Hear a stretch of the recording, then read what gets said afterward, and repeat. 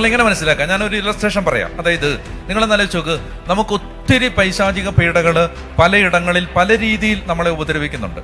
നമ്മൾ അറിയുന്നില്ലെന്നേ ഉള്ളൂ. പല രീതിയിൽ നമ്മളെ ഉപദ്രവിക്കുന്നുണ്ട്. അത് ശരീരത്തിന്റെ ക്ഷീണമാവാം, മനസ്സ് ചില സമയത്ത് മടുപ്പിക്കുന്നതാവാം, ഒരു തരത്തിലും മുന്നോട്ട് പോകാൻ പറ്റാത്ത പോലെ ബ്ലോക്ക് ഉണ്ടാക്കുന്നതാവാം. പല രീതിയിൽ സാധാരണ നമ്മളെ മുന്നോട്ട് പോകാൻ സമ്മതിക്കാതെ കെട്ടിയിടുന്നുണ്ട്.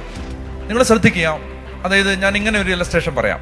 ഈ പിശാചിനെ എല്ലാം വിവിധ തരത്തിലുള്ള ഡേർട്ടി ക്രീച്ചേഴ്സ് ആയിട്ട് കാണുക. അതായത് ഇവിടുന്ന് ഒരു പാമ്പ് വരുന്നു, ഇവിടുന്ന് ഒരു പഴുതാര വരുന്നു, ഇവിടുന്ന് ഒരു പല്ലി വരുന്നു. ഇതൊന്നും ഡേർട്ടി ക്രീച്ചറാണെന്ന് ഞാൻ പറയുന്നതാണ്. ജന്തു സ്നേഹികൾ എന്നെ എതിർക്കരുത്. ഞാനൊരു ഇലസ്ട്രേഷൻ പറയുകയാണ്. ഇനി ഇവിടുന്ന് ഒരു പന്നി കയറി വരുന്നു, ഇവിടുന്ന് ഒരു കുരങ്ങൻ കയറി വരുന്നു, ഇവിടുന്ന് ഒരു പാമ്പ് കയറി വരുന്നു. അപ്പം ഞാൻ ഇതെല്ലാം പിശാചാന്ന് വിചാരിക്കാം, ഇതെല്ലാം ഓരോ ദുരാത്മാക്കളാണെന്ന് വിചാരിക്കുക. അപ്പം ഞാനൊരു ദൈവ മനുഷ്യനാണ്. ഞാൻ എന്ത് ചെയ്യുന്നു? ഞാൻ കുറെ പ്രാർത്ഥന ചൊല്ലി